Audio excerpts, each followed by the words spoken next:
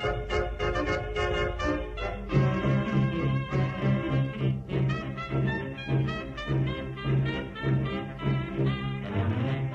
and welcome back to Harlan is in Danger. I'm Tom, and I'm joined as always by my good friend and co-host Mitch. Hello, I'm also here, and today we're going to be looking at the player cards in the Clutches of Chaos, the Mythos pack of the Circle Undone campaign. And let's just jump right in. Take us Perfect. away. All right, so starting with the Guardian cards, we have the 3-cost, 4 experience Mark 1 grenades. They're an asset. They commit for a combat symbol and have the item, weapon, and ranged traits. Their text is, uses 3 supplies. If Mark 1 grenades has no supplies, discard it. As an action, spend 1 supply to fight. You get +2 combat for this attack, and if this attack is successful, instead of its standard damage, this attack deals 2 damage to each enemy and each other investigator at your location. Any additional damage is dealt to the attacked enemy. Yeah, this card's cool. I've never used it, but it seems pretty good. Yeah, it's kind of like a fantastic weapon because it just doesn't take up a hand slot, and like turns out Right. that's pretty good. Um, it is, potentially bad if you like are doing like the stick to your team guardian sort of thing, but you can definitely like engineer Oh, you can like engineer situations out of that. Like if you have an evadee seeker, just have them go first and get out of that location yeah. before you start throwing grenades at everyone. Um, hmm yeah, I will say Yeah, but like they have all the... oh, Oh, go go ahead. ahead. Oh no. No, you go for it. I promise. Okay. I will say that like the ability to attack multiple enemies at your location is sometimes like you think it's more valuable and you kind of try and save it if there's only like 1 or 2 enemies at your location, and you probably shouldn't. You should just throw grenades. Just throw grenades. They're gonna do good. If you hit 2 with it, Mm. great. If you hit 1 with it and you needed to, that's still great. Um, Yeah, they're just fantastic. I think they're also really cool if you can find a way to get them back, which is more difficult but doable Mm. in some investigators. Yeah, I'm wondering who to play this with, because what I was going to say is they have everything on paper that you would want. They have the item trait, they have the weapon trait, even Mm-hmm. ranged is a good trait to have. They use supplies, which you can use venture or that other one that lets you contraband to get extra Yeah, supplies. So they have ways to do that. You can attach stuff to them so that you can bounce them back into your hand and then replay them, do stuff like that. There's all kinds of nifty things. They only cost 3 resources. That's pretty reasonable. It's a pretty strong weapon.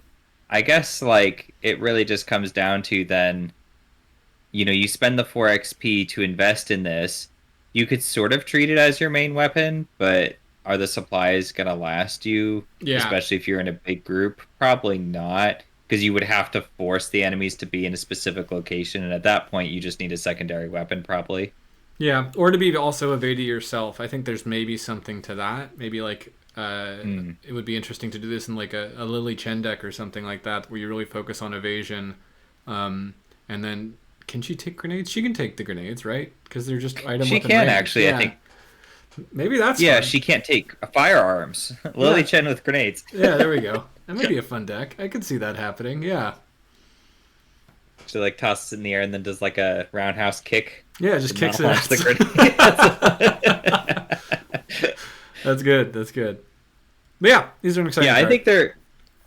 I think they're like a touch on the pricey side with the 4 XP, but it's like you make up for it with the 0 slots. Hmm. Like that's such a huge benefit. And if you want to use it, yeah, it's pretty versatile. I feel like it'll carry its weight, so yeah, I should give it a try. Yeah, yeah. All right.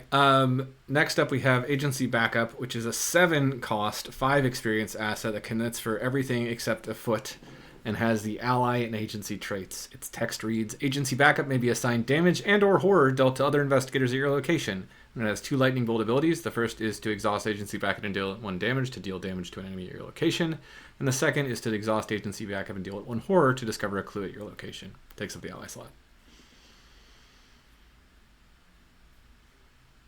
Agency backup is really cool, but my goodness, is it just a steep cost in every respect.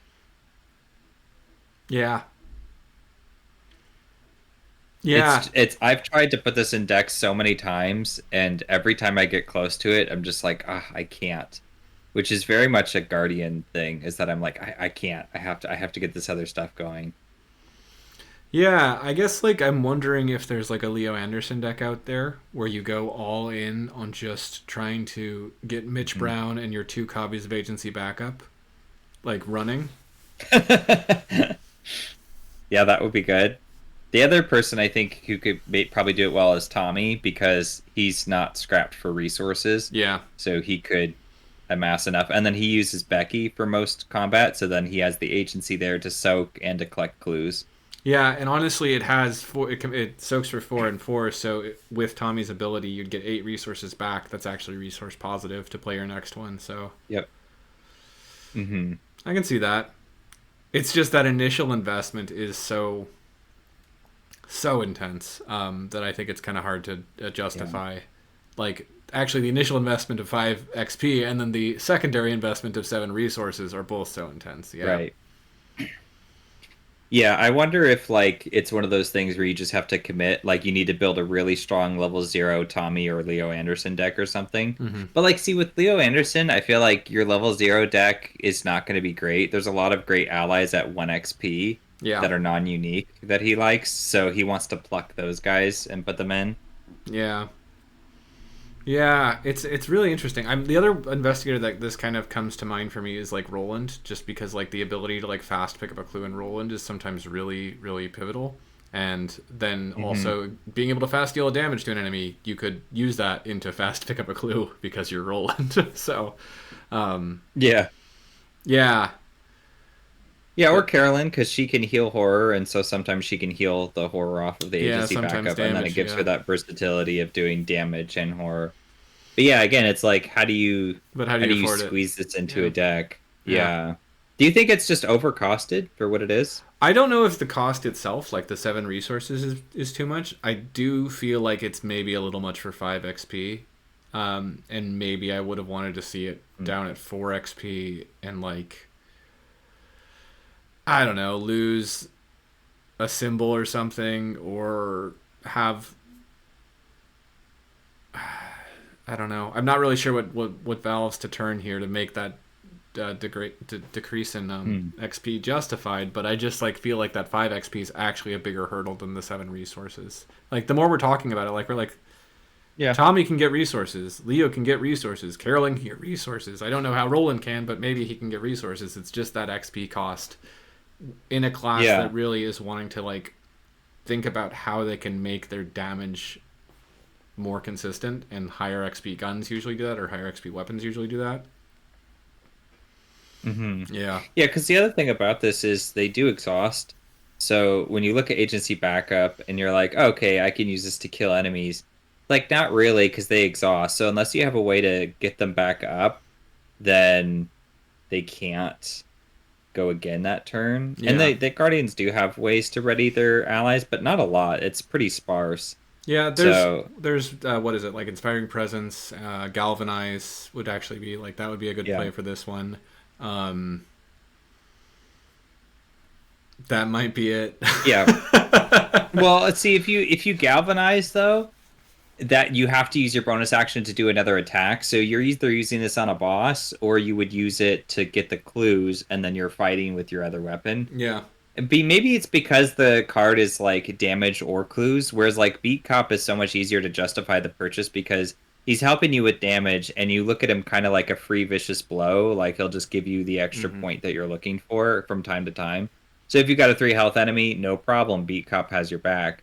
Whereas like with the agency backup, it's like it does the same thing, but you're spending so much more so that you can have the option to do something different on these other turns. Because Yeah. if you play this too late, then it kind of loses a lot of steam. I guess it's there for the soak, but that's a pretty hefty cost just for soak. So you want to be, I think you would want to be getting clues and damage out of it mostly. Yeah. And I think like even when we're talking about playing it in Tommy, like the way you can control when this guy gets knocked off, it would only get you net you the 7 resources, so you're not actually positive with that because you can't deal a damage and a Hmm. horror to him at the same time to do. Yeah, Yeah. I don't know. I feel like this is a card that I'm glad it exists because it's big and splashy and does everything you need to win the game, but it's very highly costed, and like at some point I'm just like in my mind like I just could build a scrappier deck that does this and wins me the game for less of a cost. Yeah. I also think that I think part of the other problem is just like how slow it is. Mm. If you get this down turn one, it's great because you could get 4 clues and like 3 damage out of it, and that feels totally worth it. But let's say, if it shows up too late, you've invested all this XP and you've built it. Like, I want to say, build your deck around having this in play and then readying it and then keeling it and, use the trusted to give it extra hit points and things like that. Like, do all the tricks. But like, as I say that, I'm kind of like, I don't know, like, would I even build a deck to do that? And like, would it be worth it if on when I have my turn, I just exhaust it and then I've got 3 actions to do something else that Yeah. doesn't even pertain to this card at all? Yeah. Like if you're building around a card, like you could theoretically build around the MK1 grenades just by building a more evade focused Guardian, because then you keep, you amass multiples of enemies and you want cards that help you, stay safe so you can bomb them later. But this one is like, I grabbed my 1 clue, now I have 3 actions, what do I do? Yeah, yeah, you're right. Maybe there's like no, it doesn't actually work with Charlie because it exhausts to do its thing. Yeah.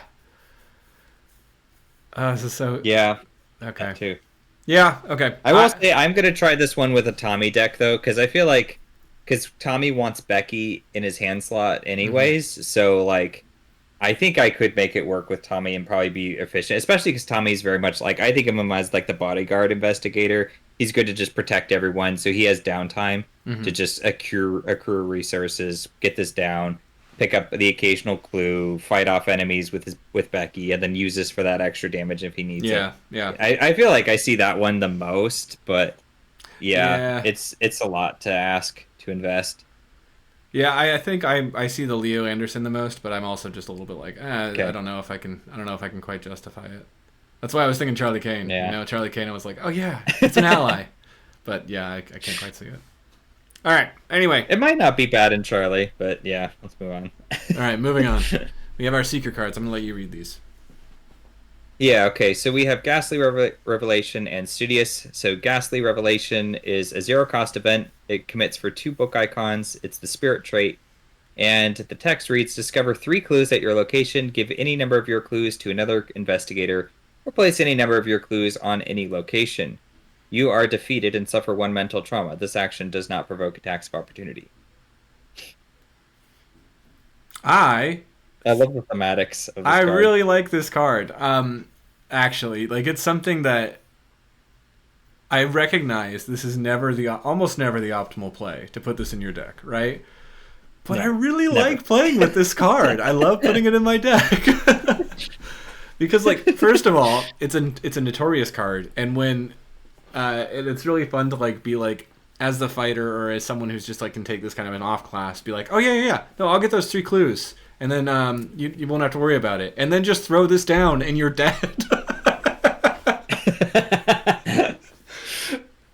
And yeah, it's fun. I've done that a couple times. People don't like it when I do that, but it's really fun. Yeah, I think I took it in a deck in progression challenge. I think it was, gosh. No, we just got it in progression. No, This is us getting we just got it in progression challenge. Yeah. When did I take it? So it must have been outside of progression challenge. I remember having it though, and looking at it and playing with you and being like, I want to do this now. Gosh, I feel like that was the campaign where we were in through Carcosa though. What happened in Carcosa? Wasn't there a chance to die? And I was like, I could just die. Oh, that was And no. That was I'm Out of Here. I think you were playing on that. I'm Out of Here in Carcosa. oh, maybe I had that. Okay, because I remember like the escape plan or these cards that seem to do a lot in the moment, and then you'll just die, and you count on the team to end the game, and they just suck. They suck so bad they never get played because they're never the optimal thing to do, like ever. They're always better to just commit, and at least you can commit it. But yeah, it's like you love the card, you want to play the card, but you can't ever do it because like the math will just never be in your favor to actually do this. one of the interesting things that you can do with this is play it in Calvin because it's the spirit, and then you can start with trauma. Like if you start with this early on in your deck, in a Calvin deck, you can start with Hmm. trauma, and like I think honestly, like so one of like my pet designs that I kind of do off on my own is like playing with the idea of trauma as like a benefit, because I'm really like interested in that space, and like that really recontextualizes this and the other one that's called I'll see you in hell. Oh, I'll see you in hell. Yeah. Yeah, yeah. So yeah, I think like that's an interesting space, and I would love to see more designs in the future where they play with the idea of like trauma as Hmm. not as a cost, but like as a payoff. Um, like a Hmm. payoff to having trauma would be really cool to see. But until that time, like this card just is hard to justify putting in unless you want to freak out your friends that you're playing with and make them a little bit mad at you. Yeah. Yeah, because no matter what circumstance you use it under, they're just gonna look at you like, why didn't you just investigate? We would have given you the time, or why didn't you just let that VP go, or Yeah. whatever. I mean, I have this card has like saved my life before, or saved my game before. Where when it's just like you're in a position where you're like, I'm not getting out, uh, and you don't want me to draw another encounter card, right? Like you're getting out by the skin of your Hmm. teeth. Playing a ghastly revelation to give all of your clues, because you can give all of your clues to another investigator, um, is like, and like that can give people a second wind and the ability to get out, but Yeah. those instances are so rare, and the instances where those happen and you're also playing ghastly revelation and it's also in your hand are rarer still. Yeah. And you don't want a card sitting around in your hand that does nothing. Commits for 2 book. So that's like, yeah, I guess, yeah. But then you can't play it after you commit it. Yeah, we need like a It's a reverse. silly card. We need a reverse crystallizer of dreams where it's like after you commit a card to a test, attach it to this card and you can play it from that card or something like that. That's probably too much. That's probably too good, but yeah. Yeah, you're right. There's actually a few tricks you could do with it, especially with if you're looking at the whole card pool. Hmm. Yeah, it's a funny card. It is. All right, let's take a look at Studious. This is a 3 experience asset. It's permanent and it has the talent trait. And it says you begin each game with 1 additional card in your opening hand. And this is a really straightforward, nice upgrade. You just get to have an extra card in your opening hand. But it also gives you an extra mulligan as the extra bonus, Yeah, or the unseen bonus. it's kind of boring though, isn't it? Oh yes, tremendously so. But I like this card a lot. It's just this fun like I'm powering up card. I put it Hmm. in and then I can actually feel the strength of my deck like come to fruition. Be like, I get that extra card and then I get that extra mulligan. So it's like, I like it in I don't know. Lola It's good stuff. Oh yeah, that's because interesting. it's level 3 and it doesn't have like a reaction trigger or any sort of trigger on it, so you do just get the benefit. Especially if you're playing Synergy Lola, it immediately just gives you a yellow card as well. So Yeah, yeah, that's a good point. Hmm. Yeah, I mean it is boring, but that's okay. Like some cards are. It's good to have some boring cards in the mix. Not everything could be Ghastly Revelation, you know. yeah, I know it's too bad. This game would be much more interesting. No, it would be so much less interesting if every card was Ghastly Revelation. What am I talking about? Yeah, well, Studious, you're a boring card, so that's all there is to say about you. You're good but boring. Bye, Studious. Good to see you. All right, let's never talk to Studious again. Okay, Mystic cards are up now. So we have Diana Esperanza and Deny Existence 5 on this page. So Diana Esperanza is a 4 cost, level 3 ally asset that takes up an ally slot. Commits for 2 willpower icons and has the ally and witch traits. Her text is uses 3 secrets. As a lightning bolt, attach a non-weakness spell event from your hand to Diana Esperanza. Limit 1 event attached to her. The attached event may be played as if it were in your hand. It is not placed in your discard pile after it is played. It remains attached.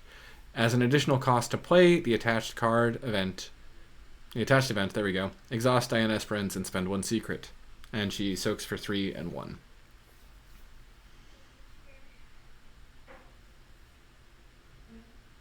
I like her. She's cool. Yeah, yeah.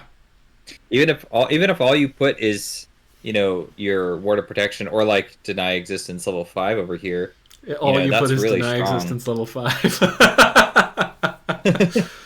Yeah, I think like the interesting thing about Diana is that like um I feel like she's a Mystic ally that actually justifies Mystics running Charisma because I tend to want to play Mm, like Arcane Initiate to find spells when I'm, especially spell events, when I'm playing Diana. okay. And normally in Mystics, I feel like I'm so free to never care about Charisma because they usually have like one ally asset they're playing around.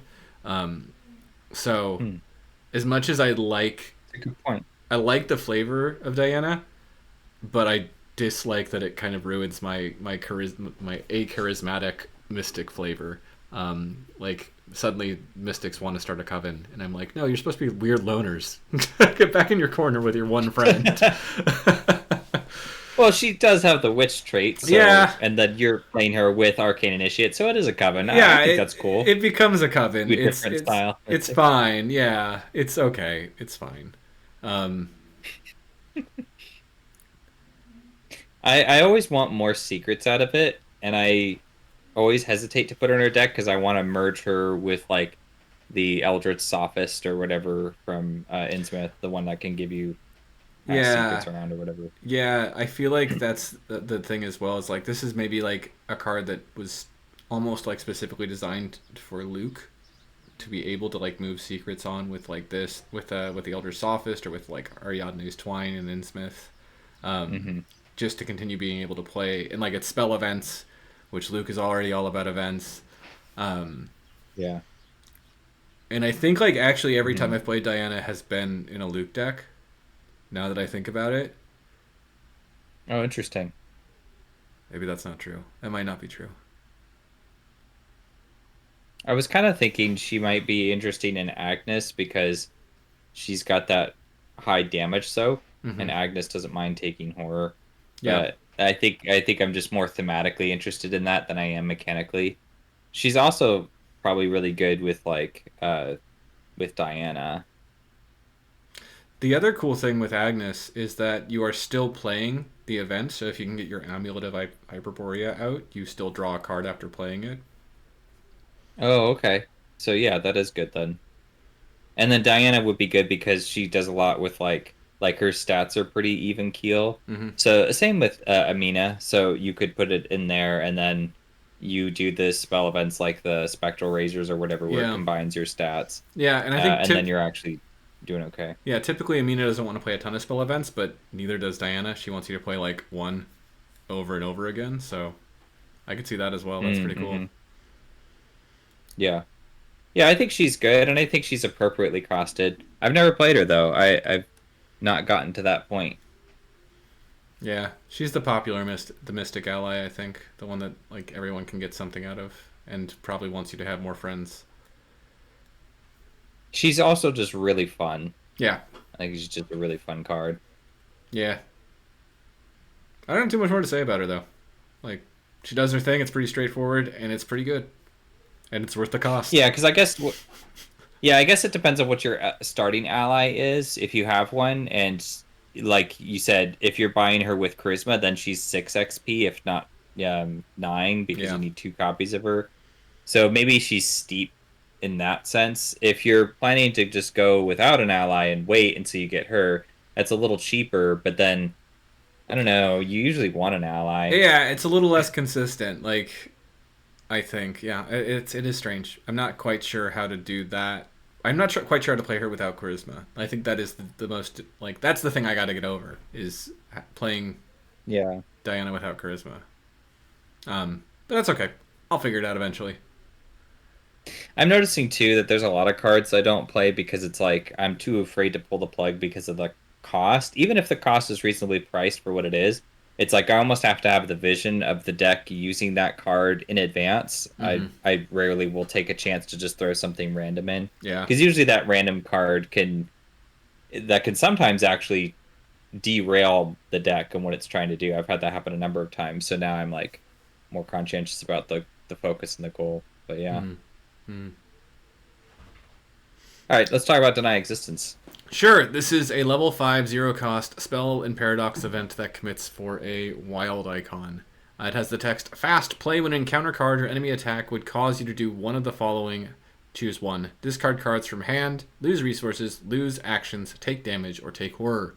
You ignore that aspect of the effect and then perform the opposite of that aspect, which is draw cards, gain resources, gain additional actions, heal damage, or heal horror, respectively.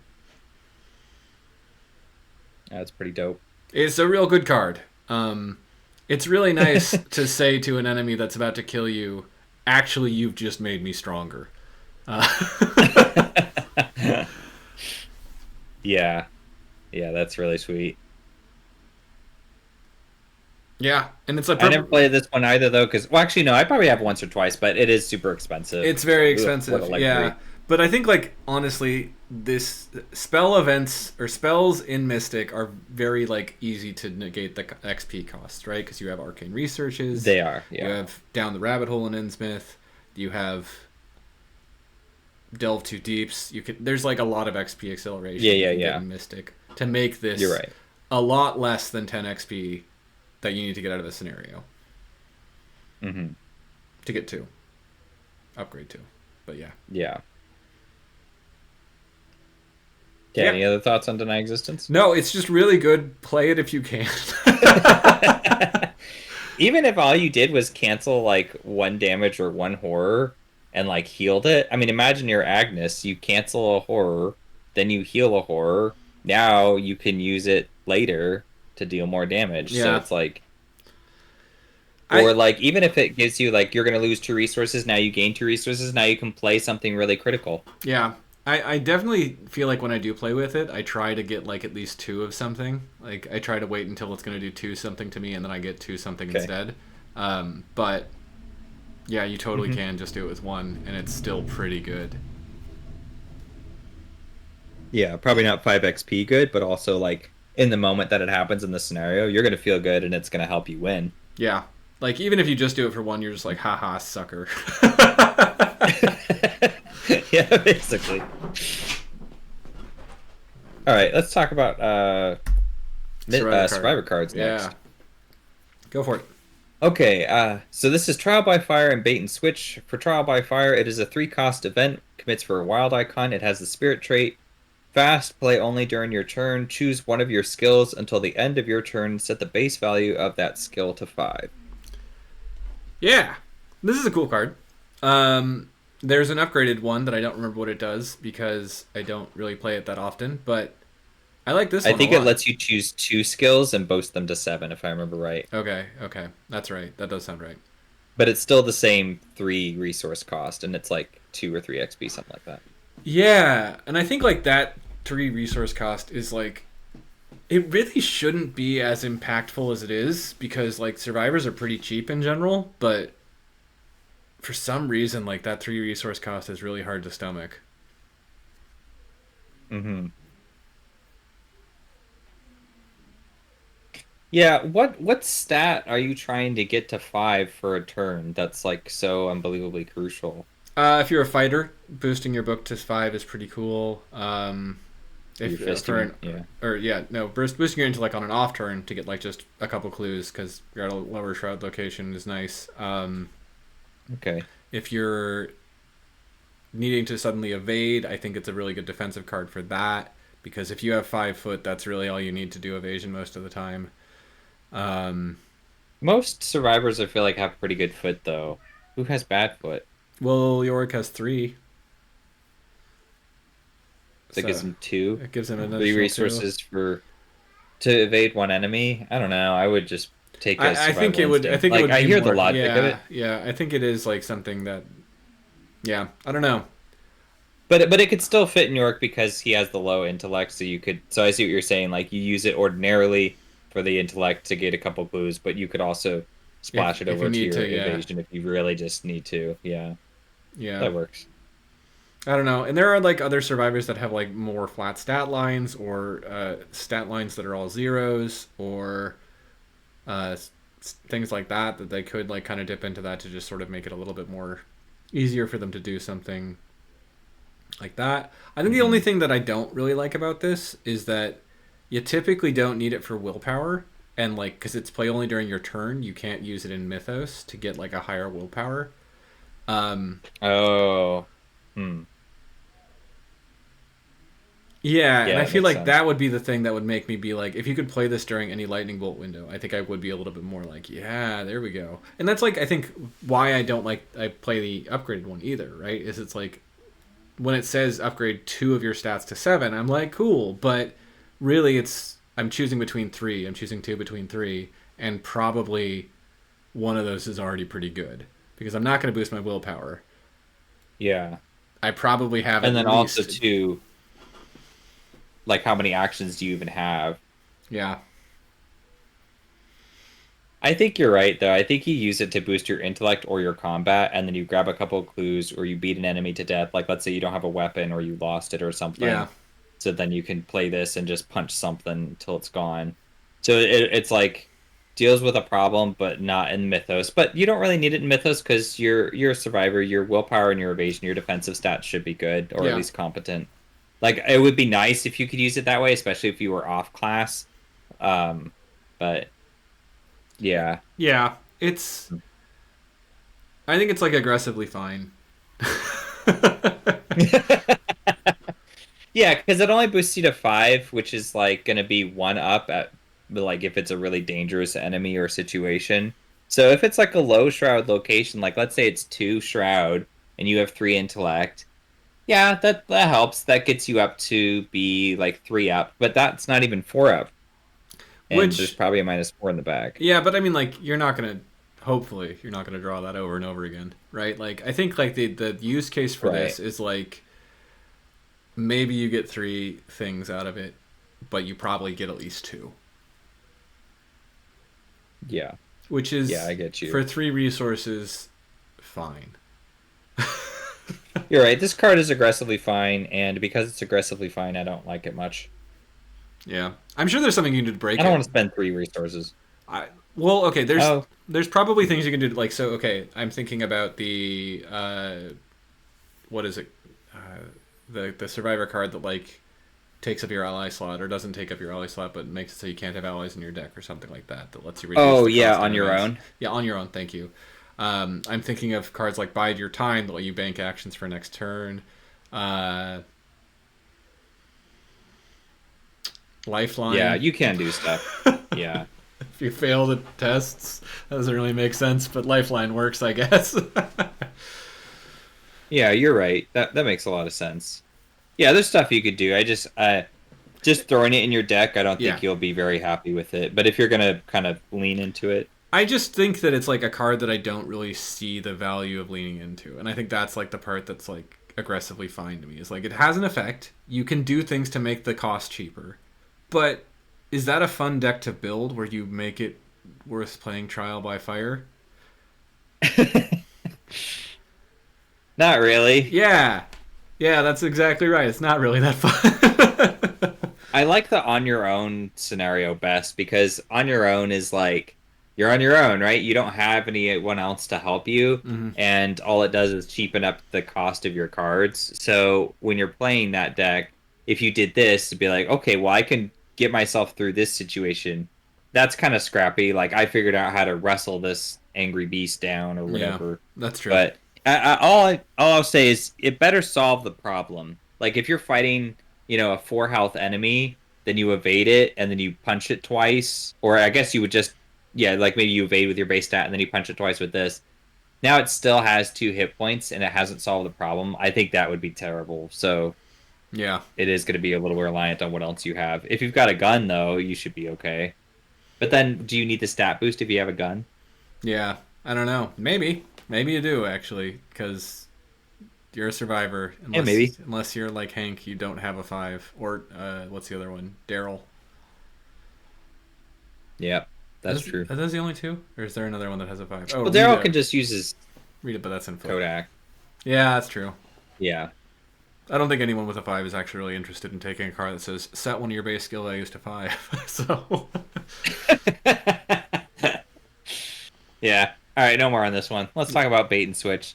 So this is a level 3 event. It costs 1 resource. It commits for an intellect and 2 agility icons, and it has the text, or it's a tactic trait in the text. Either choose one. Evade. If you succeed and the enemy is non-elite, evade the enemy and move it to a connecting location. Or evade. Use only on a non-elite enemy at a connecting location. If you succeed, evade that enemy and switch locations with it. This is a card that I've had a lot of fun with, putting myself in danger to get it to work.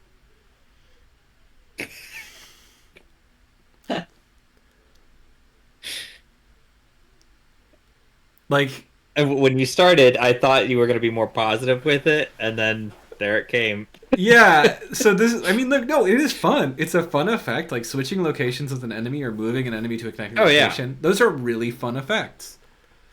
But they're not necessarily going to help you survive. Yeah, and it doesn't help you in any way with the test. Yeah. Which for 3 XP, you need to help me pass my test. Yeah, I think that's the other thing about it too, right? Like is sometimes evading an enemy at a different location is good. Swapping locations with that enemy is also pretty good, especially if that enemy doesn't have like Hunter or something and you don't need to go back to that location. Like that's pretty good. But yeah, more often than not, like enemies do have Hunter. Enemies don't just let you be like, I'll just sit here on the board and do nothing for the rest of the game, right? Like they usually have something that means you're going to have to deal with them sooner or later.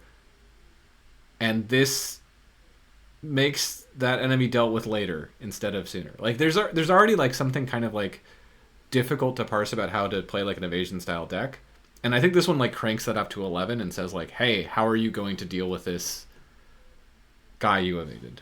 Because now they're actually all over there, even further out of sight and out of mind, but they're still going to try and do something to you. Yeah. I mean, I could see the logic of the situation is, oh, they're in a location I really need to get to, or I need to pass through, so I evade them, push them away, and then I can run through. But just track shoes. Yeah. Although track shoes is another card that's gotten me into a lot of trouble. Because you fail the evade, I failed the test, and when you move in, and then suddenly there's enemies on you, you're like, uh-oh. Gotcha. I mean, that's why you usually run it with Wendy or Rita. Who are you playing it with? Oh, I play with track shoes every chance I get. I have it in like I'm playing it in like a Will Yorick deck right now, who I like said earlier this episode, or just last card only has 3 foot. So yeah, don't do it with that. That's why that's happening to you. Yeah, I like it. or take Trial by Fire. There we go. Get +2 to your evade. And then you're evading at 6. There you go. That's why these two are in the same pack. Yeah. I don't know why I hate this card, but I just hate this card. I like all the effects. I think it's like perfectly fine. I don't really like cards with options that much, unless it's like the Guardian one we looked at earlier, where it's like you could get a clue or deal damage. That makes sense because they're the agency. They're like both simple effects, and they have the health and the sanity to do both. So it's like the mechanics are blended with them. But this is like you're doing evade, and it's like you could move them, or you could like switch places with them and move yourself. And it's like they're giving you that so that it's a little bit more versatile. But as you're describing, it's not helpful. It would be better if it was just pick one of the effects and then give me like +2 to my agility. Yeah. Or add my intellect bonus or something like that. So that way I'm pretty much guaranteed to pass this, and then I can make use of the effect, whichever one I got out of it. Yeah. Yeah, I'm wondering if there's maybe like... I don't know if that would fix it, but... So the thing that I'm thinking about is like maybe thinking of Survivor, and this is like off the back of Trial by Fire, maybe thinking of this card as also like trying to be Survivor comboing, like so putting this like in a deck with like traps or something like that, so you can move enemies to your trap locations and hit them with those traps. But I don't know. Like, again, like this is just a card that I've put in my deck. I've gotten full value out of it, and then it's made my life harder. And That's a weird feeling. That's a weird feeling. Like even like getting like to use like the cool I switched places with an enemy. Now I have two actions left, and that enemy still has Hunter. So like in next turn he's gonna come for me. What am I doing here? Hold on. What just happened? I can't deal with it now unless I go back and fight him.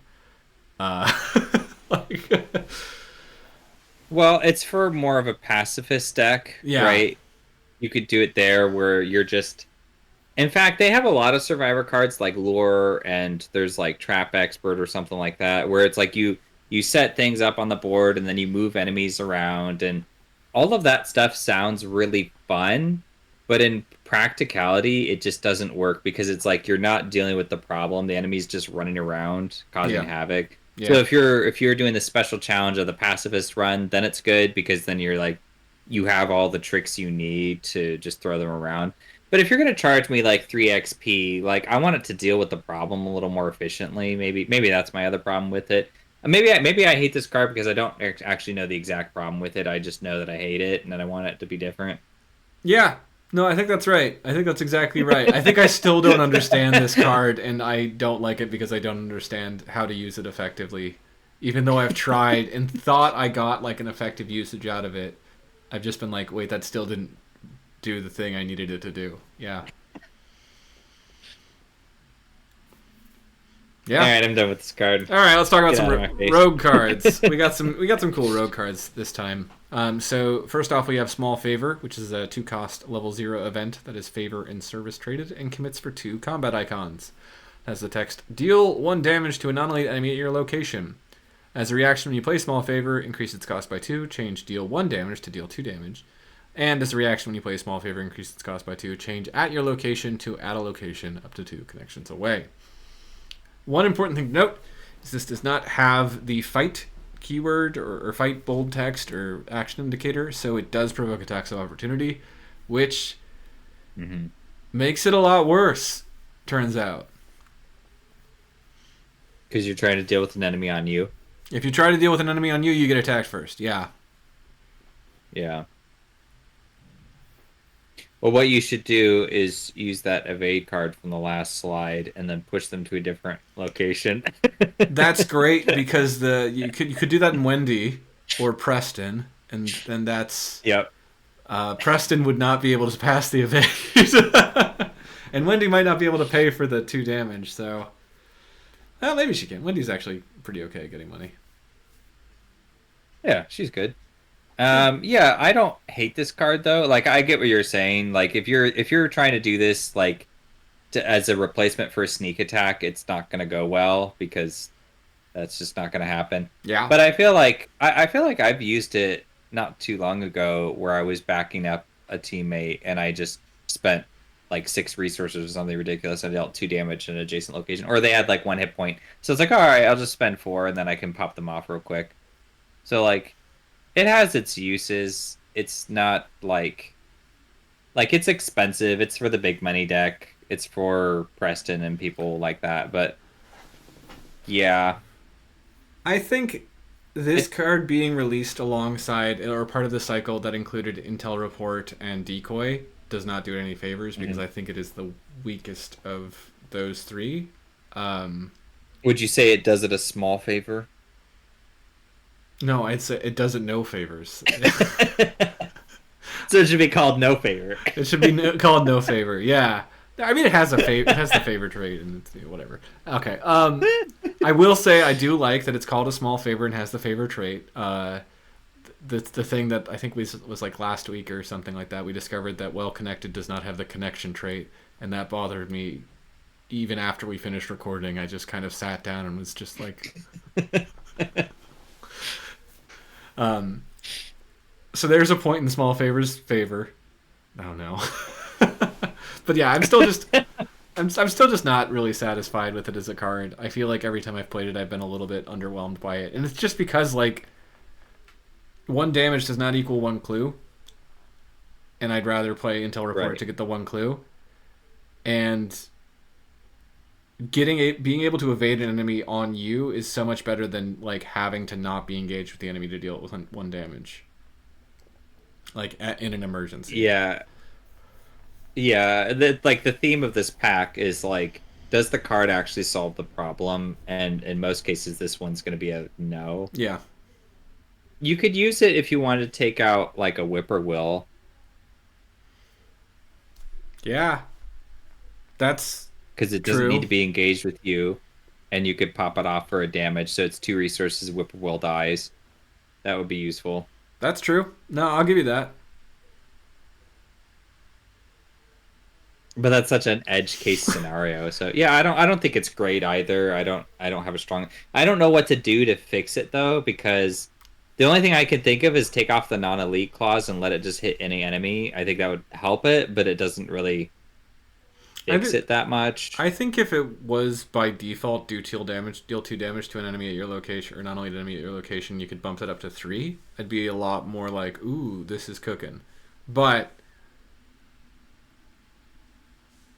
Does that that's power creep out yeah. sneak attack though? It power creeps out sneak attack. It power creeps out coup de grace, which is already kind of, but yeah, it's just yeah. I don't know. I don't think there's really anything you could do to change this.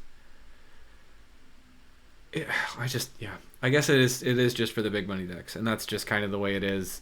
I just wish it had another place to exist that still felt good. I think it's fine. I think it's aggressively fine, as we said about the other one. Mm. Like you just don't, you can use it. It's a co-op card, right? Like you Mm-hmm. spend some resources, you pop a couple of damage off of someone else's problem and help them out, and maybe it kills that enemy, or maybe it doesn't, but at least like it's made that problem a little easier for them to solve. Like maybe they only have one more use on their weapon and they're like, oh, that's not enough because they have 3 hit points and I can only do 2. So then Yeah, you spend 4, because you're at an adjacent location, you deal 1 damage. I guess Like that's all I got. I would rather do that with decoy. Like that's decoy's just a little bit more versatile of a card because it also can help me if I get into a pickle and don't know how I'm going to Oh evade this yeah. guy. And like Hmm. I don't know. This is like I feel like a card that like you don't want to play as the fighter because it's kind of too expensive to effectively. It's too expensive for the amount of damage it's doing. Whereas I feel like Hmm. something like, but you don't really want to play it. I don't think you really want to play it as a support because you could just play decoy and kind of be a little bit better at dealing with the problem immediately, so that your Yeah. fighter can run in. And you don't really want to play it as a clover. Maybe you want to play it as the clover. Maybe that's like the best case. Is like I can do a couple damage every now and then. Yeah, I mean, it's like you got to pick your targets is the thing. Like, you can't just use this on anything. Like I definitely hear what you're saying. Like the damage is super limited, and like for how much you're paying, it's not like great. I think almost always I would just prefer to take sneak attack Yeah. because I like sneak attack. It does what it does. But even when I play sneak attack, it's like I know that there are just certain enemies I won't be able to deal. Like this isn't going to work, and so I have to like keep that in mind. But there's almost always like a good number of enemies in the deck that are at a low enough health value that I could use this to. I mean, think of the rats from earlier in this campaign. You could just use this and pop off some rats, and then that scales pretty well as the can that scenario goes on until they get to like 3 health, and then it's like, okay, that's not going to work anymore. Yeah. But at that point, like, do you even want to waste your resources killing these rats? Like, because there's just have so much health, it's not Yeah. worth it. So yeah, I mean, and I do agree that like, yeah, you should probably just go with like decoy instead. That's probably a little bit more versatile. I'm just trying to say that it's not the worst card ever, and it should do something. Like, especially the larger the group gets, the larger the group is, the more this will see play. Like, you'll play it, you will deal damage, you will deal with a problem. It's That's just fair. not going to be like your favorite way to solve a solution because it won't necessarily. It's like the juice it has in the tank is actually pretty limited. Yeah. But as long as you're aware of that and you know how to play around it, if you're a sneak attack fan, then I you am. already know Yeah. what you're signing up for. That's true. Okay. Well, that's small favor. I think it's not very It's good. You small. think it's fine.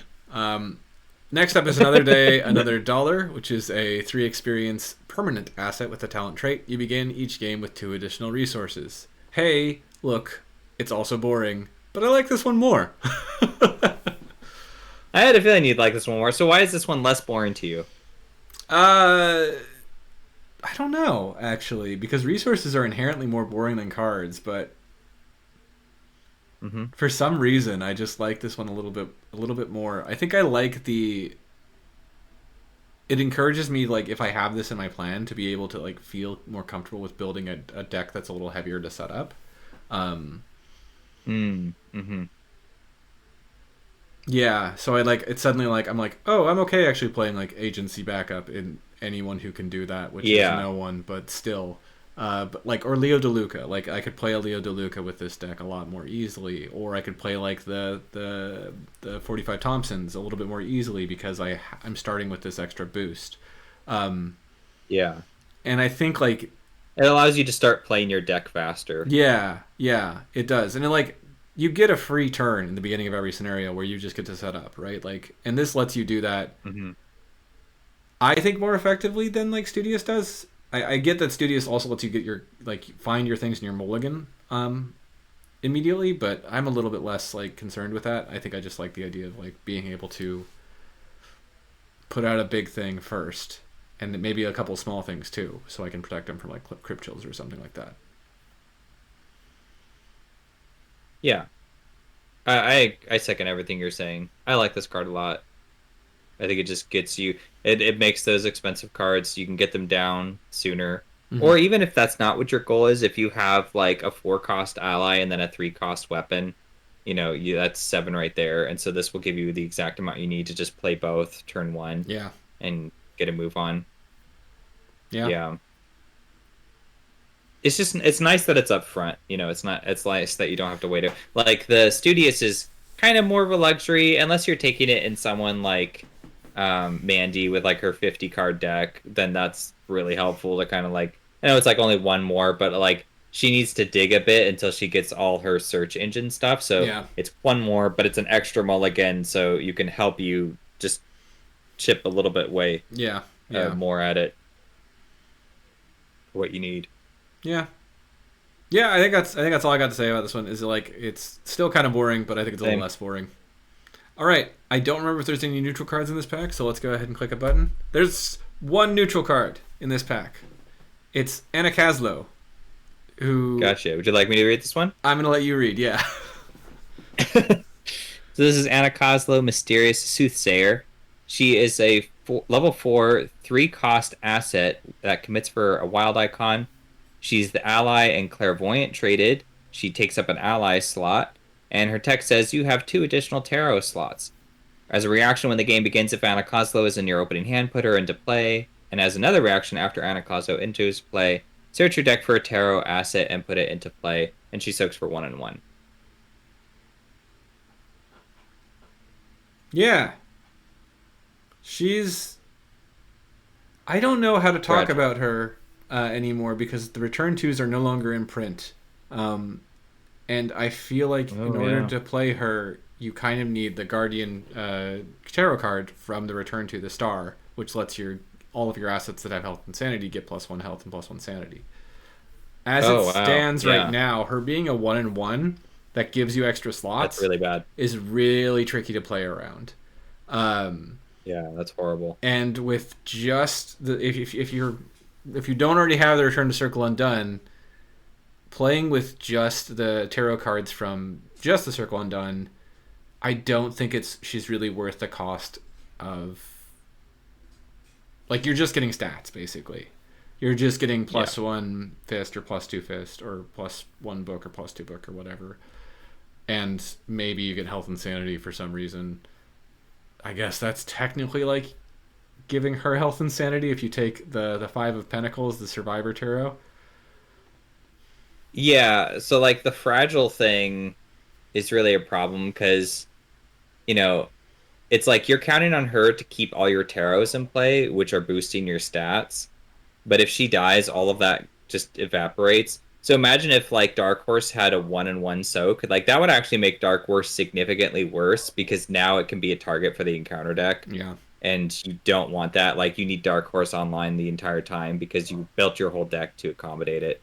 And Yeah. so yeah, that's like it just feels like she's a very risky play. Yeah. I think I kind of agree. I really Don't quite know what they were thinking, not giving her two health and two sanity. I don't think that would have been too bad, even if they like bumped her cost up to 4. Um, because like honestly, best case scenario with her, you don't want to pay her cost. You want to begin if you're playing with this card, you want it in your opening hand, right? Like that's the idea of Right. this card.